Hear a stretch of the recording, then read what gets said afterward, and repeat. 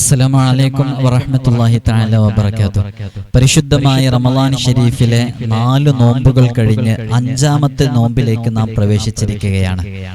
ഇന്ന് 4ാമത്തെ നോമ്പാണ് നാം തുറന്നത്. ഇന്ന് മഗ്രിബോടുകൂടെ 5ാമത്തെ രാവ് ആരംഭിച്ചിരിക്കുകയാണ്. നാളെ 5ാമത്തെ പകലാണ്, 5ാമത്തെ നോമ്പാണ് നാളെ.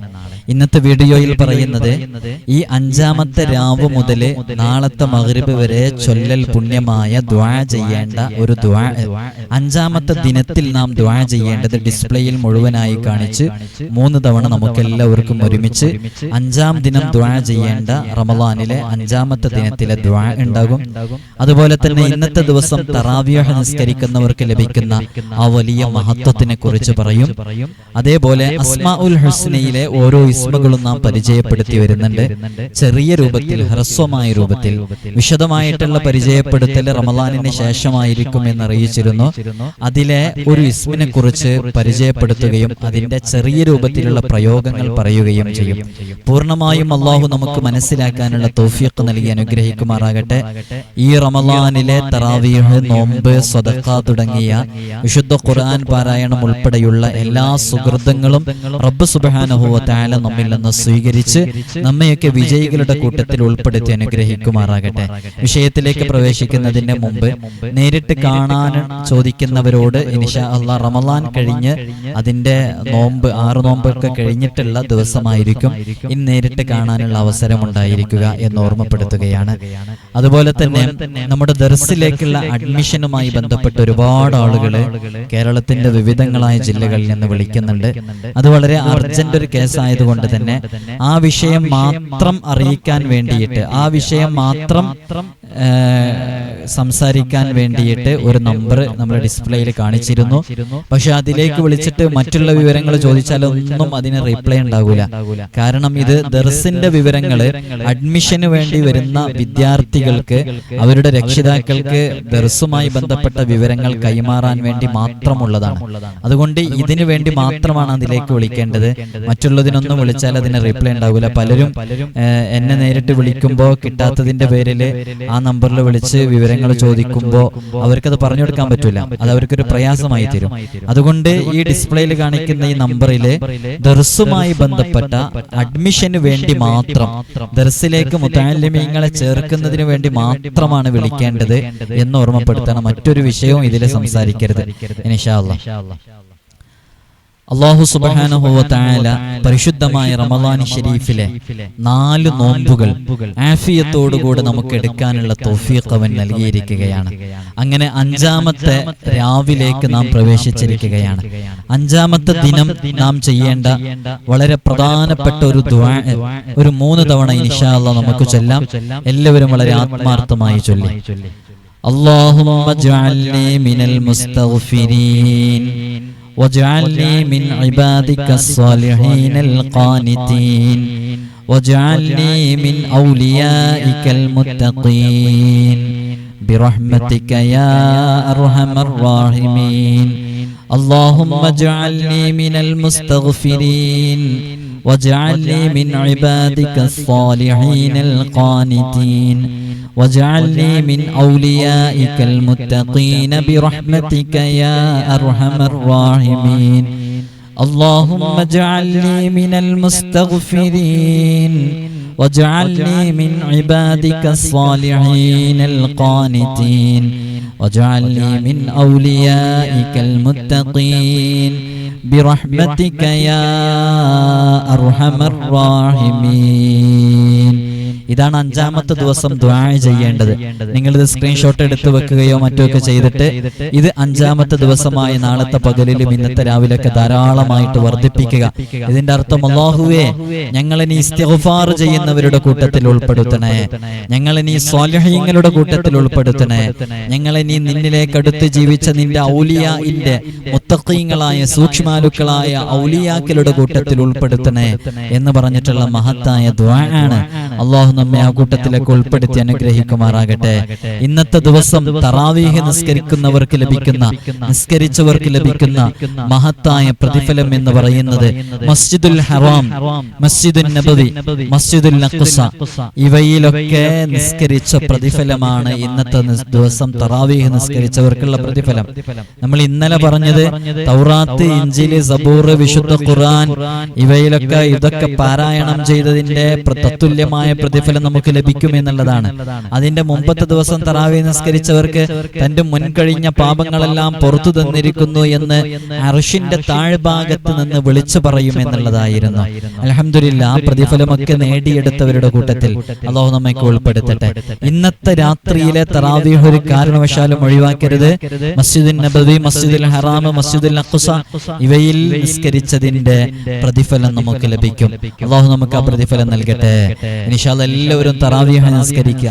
ജമാഅത്തായിട്ട് വീട്ടിൽ നിന്ന് മക്കളോട് കൂടെയൊക്കെ നിസ്കരിക്കാൻ പറ്റിയാൽ സഹോദരിമാരെ സംബന്ധിച്ചിടത്തോളം അത് വലിയ ഭാഗ്യമാണ്. അങ്ങനെ നിസ്കരിക്കുന്നവരാണോ നിങ്ങൾ? നിങ്ങൾ എങ്ങനെയാണ് തറാവീഹ് നിസ്കരിക്കുന്നത് എന്നൊക്കെ എഴുതി അറിയിച്ചാൽ നമുക്ക് അതിനനുസരിച്ചുള്ള മോട്ടിവേഷൻ നമുക്ക് നൽകാൻ പറ്റും. നിങ്ങൾ തറാവീഹ് നിസ്കരിക്കാറുണ്ടോ? 20 റക്അത്ത് ഫുള്ളായിട്ട് നിസ്കരിക്കാറുണ്ടോ എന്ന് ചോദിച്ചാൽ അങ്ങനെയല്ല. നിസ്കരിക്കാറുണ്ടോ എന്ന് ചോദിച്ചാൽ ആ പുരുഷന്മാരെ സംബന്ധിച്ചിടത്തോളം അവർ കൃത്യമായൊരു ഷെഡ്യൂൾ ഉണ്ട്. പള്ളിയിൽ ഇശാ നിസ്കാരം കഴിഞ്ഞാൽ ഉടനെ തന്നെ തറാവീഹ് തുടങ്ങും. പുരുഷന്മാരൊക്കെ പള്ളിയിലേക്ക് ചെല്ലും. അപ്പൊ അതിനൊരു അറ്റ്മോസ്ഫിയർ, ഒരു അന്തരീക്ഷം സൃഷ്ടിക്കപ്പെടുന്നുണ്ട്. സഹോദരിമാരെ, സ്ത്രീകളെ, ഉമ്മമാരെ സംബന്ധിച്ചിടത്തോളം അവർ അടുക്കള തിരക്കിലായിരിക്കും. നോമ്പ് തുറന്നതിന്റെ പാത്രങ്ങൾ കഴുകി വെക്കാനുണ്ടാകും. അത്താഴത്തിന് വേണ്ടിയിട്ടുള്ള ഭക്ഷണങ്ങൾ തയ്യാറാക്കാനുണ്ടാകും. അതിൻ്റെ ഇടയിൽ ചെറിയ മക്കളുള്ളവരുണ്ടെങ്കിൽ അവരെ നോക്കേണ്ടതുണ്ടാകും. അങ്ങനെ തുടങ്ങി തറാവീഹ് മിസ്സായി പോകാനുള്ള സാഹചര്യങ്ങൾ സ്ത്രീകളെ സംബന്ധിച്ചിടത്തോളം, സഹോദരിമാരെ സംബന്ധിച്ചിടത്തോളം കൂടുതലാണ്.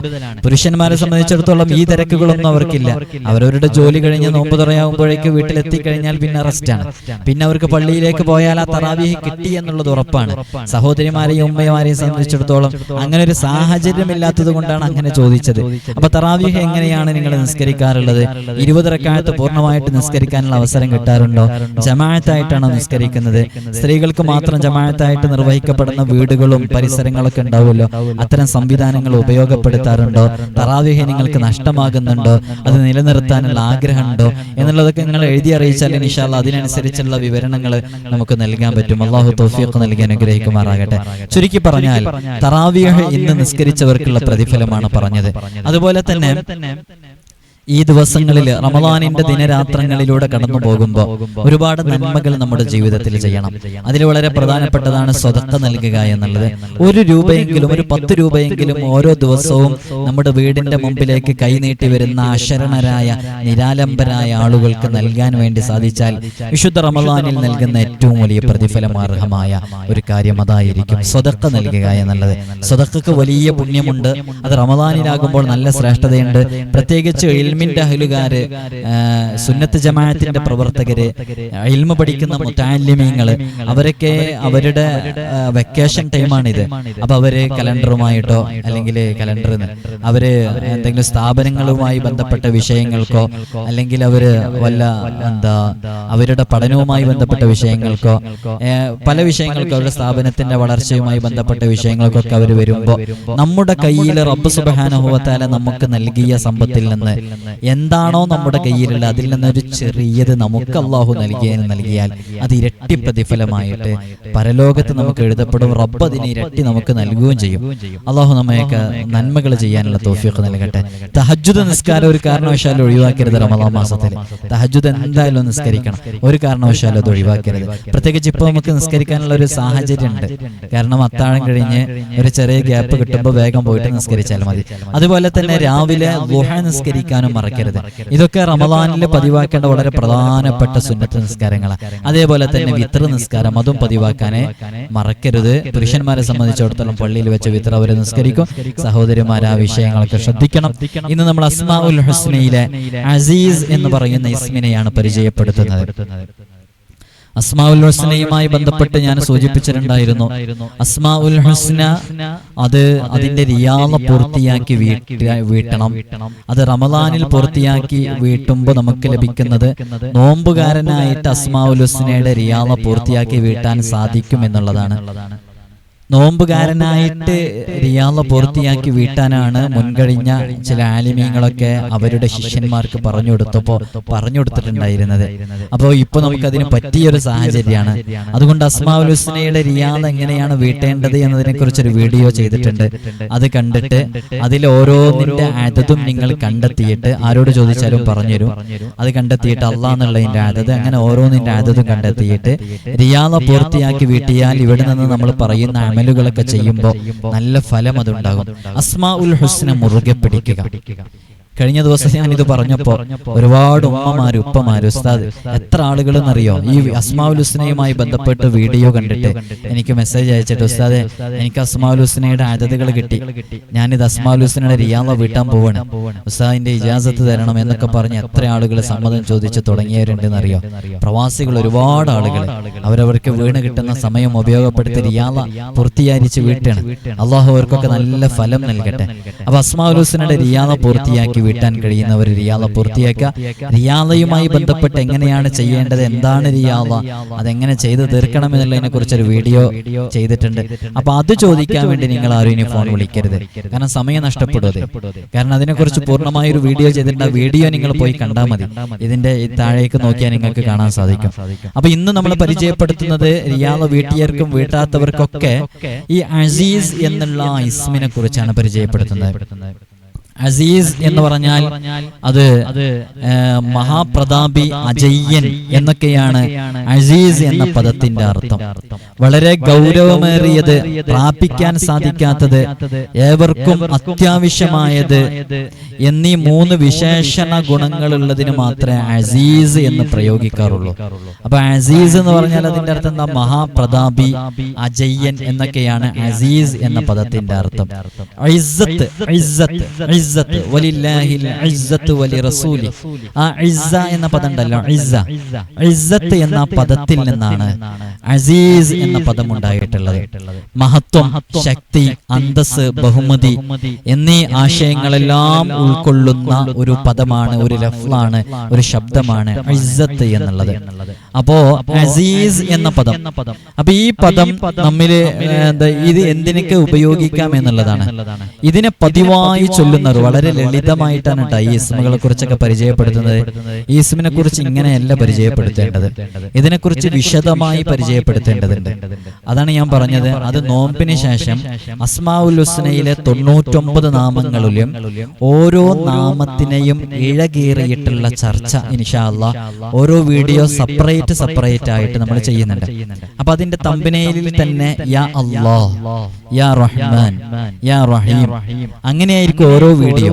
അപ്പോ ആ ഓരോ ക്ലാസ്സിൽ നിന്നും നിങ്ങൾക്ക് കൃത്യമായിട്ട് അതിന്റെ അക്ഷരമൂല്യങ്ങളിലെ പ്രയോഗങ്ങള്, അതിനേതിനൊക്കെ പ്രയോഗിക്കാം, എങ്ങനെയൊക്കെ പ്രയോഗിക്കാം. അപ്പൊ അപ്പോഴേക്ക് നിങ്ങൾ റിയാളൊക്കെ പൂർത്തിയാക്കി വെക്കാം. അപ്പൊ റിയാളൊക്കെ വീട്ടിയിട്ട് നല്ല സിയാറത്തുകളൊക്കെ നടത്താൻ പറ്റുന്നുണ്ടെങ്കിൽ മഹാന്മാരുടെ സന്നിധിയിലൊക്കെ ഈ പെരുന്നാളിന്റെ വെക്കേഷനൊക്കെ വരുമ്പോ ഒരുപാട് മഹാന്മാരുടെ അടുക്കലൊക്കെ പോയിട്ട് സിയാറത്ത് ചെയ്യാം. അവരുടെ സന്നിധിയിൽ വെച്ചിട്ട് അസ്മാഉൽ ഹുസ്ന ഒരു തബറുക്കിന് വേണ്ടിയിട്ട് അവിടെ നിന്ന് ചൊല്ലാം. ആദ്യമായിട്ട് ഇത് ഫസ്റ്റ് ആയിട്ട് കേൾക്കുന്നവരോട് പറയാനുള്ളത്, ആദ്യമായിട്ട് നിങ്ങൾ ചെയ്യേണ്ടത് അസ്മാഉൽ ഹുസ്നെ കാണാതെ പഠിക്കാം. അത് സ്വർഗത്തിൽ പ്രവേശിക്കാൻ കാരണമാകും. അസ്മാഉൽ ഹുസ്ന മുറുകെ പിടിക്കും എന്നുള്ളത് തീരുമാനമെടുക്കാം. അസ്മാഉൽ ഹുസ്ന കാണാതെ പഠിക്കാം, റിയാള പൂർത്തിയാക്കി വിട്ടാം. ഇൻഷാ അല്ലാഹ് പെരുന്നാളോടുകൂടെ നിങ്ങൾ സിയാറത്ത് ഒരുപാട് സ്ഥലങ്ങളിൽ ചെയ്യാം. ഒരുപാട് മഹാന്മാർ നിങ്ങളുടെ വീടിന്റെ പരിസരത്തും നിങ്ങളുടെ നാടിന്റെ ചുറ്റുപാടിലൊക്കെ ഉള്ള വലിയ വലിയ മഹാന്മാർ, അള്ളാഹുവിലേക്ക് അടുത്ത് ജീവിച്ച വലിയ വലിയ സൂഫി വര്യന്മാർ, അവരെയൊക്കെ പോയിട്ട് സിയാറത്ത് ചെയ്യുക.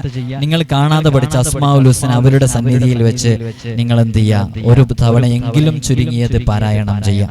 ബഹുമാനപ്പെട്ട മമ്പുറം തങ്ങൾ, അതേപോലെയുള്ള വലിയ വലിയ മഹാന്മാരുടെ സന്നിധിയിലേക്ക് എത്തിയിട്ട് അവിടെ പോയിട്ട് ഒരു തവണയെങ്കിലും അത് നിങ്ങൾ മനപ്പാഠം പഠിച്ചത് നിങ്ങൾ ഒരു തബറുക്കിന് വേണ്ടി വേണ്ടിയിട്ട് പ്രത്യേകമായിട്ട് അവിടുന്ന് ചൊല്ലാം. ഇൻഷാ അല്ലാഹ് എന്നിട്ട് നമ്മൾ അസ്മാഉൽ ഹുസ്നയിലെ ഓരോ ഇസ്മുകളുടെയും ഇഴകീറിയിട്ടുള്ള ചർച്ചകളിൽ അതിന്റെ പ്രയോഗങ്ങൾ പറയും. നിങ്ങൾ ഒരൊറ്റ തവണ പ്രയോഗിച്ചാൽ മതി, അതിന് കൃത്യമായ ഫലം കണ്ടിരിക്കും. കാരണം അസ്മാഉൽ ഹുസ്ന കൊണ്ടാണ് നമ്മൾ അമൽ ചെയ്യുന്നത്. അപ്പൊ അസീസ് എന്നത് ഇസ്സത്ത് എന്ന പദത്തിൽ നിന്നാണ് പിടിക്കപ്പെട്ടത്. ഈ നാമത്തിനെ അസീസ് എന്ന പദത്തിനെ ഇസ്മിനെ പതിവായി ചൊല്ലിയാൽ അള്ളാഹുവിലും ജനങ്ങളിലും അയാൾ പ്രതാപിയായി മാറും. സുബ്ഹ് നിസ്കാരത്തിന് ശേഷം 401 പ്രാവശ്യം ഇതിനെ പതിവാക്കിയാൽ അയാളുടെ ആഗ്രഹങ്ങളെല്ലാം അല്ലാഹു സുബ്ഹാനഹു വ തആല നിറവേറ്റി കൊടുക്കുകയും ഒരുപാട് നിഅമത്തുകൾ അല്ലാഹു അവന് നൽകുകയും ചെയ്യും. അപ്പൊ സുബ്ഹ് നിസ്കാരത്തിന് ശേഷം 401 തവണ ഇത് ചൊല്ലുന്നത് പതിവുണ്ടായാൽ അവർക്ക് ഈ അനുഗ്രഹങ്ങളെല്ലാം ലഭിക്കും. 658 പ്രാവശ്യം ഇതിനെ പതിവായി ചൊല്ലിയാൽ അവൻ ഒരിക്കലും ഒരാളുടെ മുമ്പിലും നിന്ദ്യനാവില്ല, അവനൊരിക്കലും ഒരാളുടെ മുമ്പിലും അപമാനിതനാവില്ല. ഇതിനെ പതിവായി ചൊല്ലിക്കൊണ്ടിരിക്കുന്ന ദുർബലൻ, അവനിങ്ങനെ ലഈഫായി നിൽക്കുന്ന ബലഹീനനായി നിൽക്കുന്നവനാണോ ദുർബലനാണോ അവൻ പ്രബലനായി തീരും, നിന്ദ്യനാണോ അവൻ വന്യനാകും, ഭയന്നിട്ടുള്ള ആളാണോ ഭയന്നവനാണോ അവൻ നിർഭയനാകും. അധികാരി വർഗത്തിൽ നിന്ന് യാതൊരു ദ്രോഹവും ഏൽക്കേണ്ടി വരില്ല. ഇത് സ്ഥിരമായി ചെല്ലുന്ന ആളുകൾക്ക് കാണുന്നവരെല്ലാം അയാളെ ബഹുമാനിക്കും. ഭൗതികവും പാരിത്രികവുമായ ഇഹലോകത്തു നിന്നും പരലോകത്തു നിന്നും ഒരുപാട് സൗഭാഗ്യങ്ങൾ അവന്റെ ജീവിതത്തിലേക്ക് വന്നു ചേരാൻ അത് കാരണമാകും. മാഷാ അല്ലാഹ്. ഇതൊക്കെ അസ്മാഉൽ ഹുസ്നയുടെ റിയാദ നിങ്ങൾ പൂർത്തിയാക്കി വീട്ടിയാൽ നല്ല ഫലം ചെയ്യും കേട്ടോ. അസ്മാഉൽ ഹുസ്നയുടെ റിയാദ നിങ്ങൾ പൂർത്തിയാക്കി വീട്ടി വുളൂ ചെയ്ത് നല്ല വസ്ത്രമണിഞ്ഞ് സുഗന്ധങ്ങളൊക്കെ ഉപയോഗിച്ച് ഉലുവാനും കുന്തിരിക്കോ ഒക്കെ പുകപ്പിച്ച് ഖിബിലക്ക് മുന്നിട്ടിരുന്ന് കണ്ണടച്ചിരുന്ന് ഏകാന്തമായി ഒരു റൂമിലിരുന്ന് ഈ ഇസ്മ യാ അസീസ് എന്നുള്ള ഇസ്മ 6666 തവണ ചൊല്ലിയാൽ ശത്രുക്കളുടെ യാതൊരു ദ്രോഹവും അവനുണ്ടാവൂല. ഉണ്ടെങ്കിൽ തന്നെ അതൊരു കാരണവശാലും അവന്റെ ശരീരത്തിനോ അവരുടെ കുടുംബത്തിനോ അവന്റെ അയലുകാർക്കോ ഏൽക്കുകയില്ല. അവന്റെ എല്ലാ ആഗ്രഹങ്ങളും സഫലമാകും. അവന് ഭക്ഷണത്തിൽ വിശാലതയുണ്ടാകും. ഒരുപാട് ഫത്ഹുകൾ അവന് ലഭിക്കാൻ കാരണമാകും എന്നുള്ളതാണ്. ഔലിയാക്കളുടെ സൂഫി ചക്രവാളത്തിലെ ആത്മീയ ലോകത്ത് വിരാജിക്കുന്ന വലിയ വലിയ ഔലിയ നുഖബാക്കൾ, ആ നുഖബാക്കളുടെ അവർ ദായിമായി കൊണ്ടുവന്നിരുന്ന ഒരു ദിക്റാണ് യാ അസീസു യാ അല്ലാഹ്, യാ അസീസു യാ അല്ലാഹ് എന്നുള്ള ദിക്ർ. പൂർണ്ണ ശുദ്ധിയോടുകൂടെ വ്യവസ്ഥകൾ പാലിച്ച് ദിവസേന ധാരാളം പ്രാവശ്യം പതിവായി ചൊല്ലിയാൽ അയാൾക്ക് ഈ ലോകത്ത് നിന്ന് ഒരുപാട് സഹായങ്ങൾ ലഭിക്കുമെന്നുള്ളതാണ്. ഈ ഇസ്മ കൊണ്ട് ഏൽപ്പിക്കപ്പെട്ട വലിയ വലിയ ഏൽപ്പിക്കപ്പെട്ടവരുടെ ഖിദ്മത്ത്, ഖാദിമീങ്ങളുടെ ഖിദ്മത്ത് അവന്റെ ജീവിതത്തിൽ ഉണ്ടാകും. അവന് ഒരു പ്രയാസവും ഉണ്ടാവില്ല. അള്ളാഹു അവനെ ശക്തിപ്പെടുത്തും. ആരോഗ്യം, അയാളുടെ ആരോഗ്യം നന്നായി ഉഷാറായി വളരും. അവന്റെ എല്ലാ പ്രയാസങ്ങളും തീരും. അതുകൊണ്ട് ഇതിന്റെ പൊരുൾ മനസ്സിലാക്കി, അർത്ഥം മനസ്സിലാക്കി ജഗന്നിയന്താവായ അള്ളാഹുവിനെ വിളിക്കാൻ വേണ്ടി തയ്യാറാകണം എന്നുള്ളതാണ്. അതുകൊണ്ട് തന്നെ ഈ അബ്ദുൽ അസീസ് എന്ന് പേരുള്ള ആളുകളൊക്കെ എങ്ങനെ അബ്ദുൽ അസീസ്, അബ്ദുൽ അസീസ് എന്ന് പേരുള്ള ആളുകളൊക്കെ അസീസ് അസീസ് എന്നല്ല പറയേണ്ടത്. നമ്മളൊക്കെ അസ്മാഉൽ ഹുസ്ന പഠിച്ചവരാണല്ലേ, നമ്മളൊക്കെ അറബി വിശുദ്ധ ഖുർആൻ പാരായണം ചെയ്യുന്നവരാണ്. നമ്മൾ മറ്റുള്ള മുസ്ലിമീങ്ങൾ പറയുന്നത് പോലെ അസീസ് അതേപോലെ തന്നെ ഇങ്ങനെ തെറ്റായ രൂപത്തിൽ നമ്മൾ പ്രയോഗിക്കരുത്. ഇത് കറക്റ്റ്, ഇതിന്റെ പ്രയോഗം അസീസ് എന്നാണ്. ഇത് കേൾക്കുന്നവരുടെ കൂട്ടത്തില് ഏതെങ്കിലും സഹോദരന്മാരുടെ പേര് അസീസ് എന്നാണെന്നില്ല, അവരെ എല്ലാവരും വിളിക്കുന്നത് അസീസ് എന്നായിരിക്കും അല്ലെ. അസി എന്നാ വിളിക്കുക. നിക്ക് നെയിം എന്തോ ആവട്ടെ, അതിന് അസി എന്തെങ്കിലും ആവട്ടെ, ശരിക്കുള്ള പേര് അസീസ് എന്നാണെന്നെങ്കിലും മനസ്സിലാക്കുമെങ്കിലും വേണം. അപ്പോ അസീസ് എന്ന് വിളിക്കരുത്. നമ്മുടെ മക്കൾക്ക് അസീസ് എന്ന് പേരുണ്ടെങ്കിൽ അവനെ അസീസ് എന്ന് വിളിക്കരുത്, അവനെ അസീസ് എന്ന് വിളിക്കണം. അസീസ്, അസീസ് ഐനാണ്, അസീസ് എന്ന് വിളിക്കണം. ഓക്കെ, അപ്പൊ അസീസ് എന്നുള്ളതാണ്. അപ്പോ അബ്ദുൽ അസീസ് എന്ന പേരുള്ള അവര് ഇതുകൊണ്ട് അമൽ ചെയ്യുമ്പോൾ നല്ല ഫലം ലഭിക്കുന്നുള്ളതാണ്.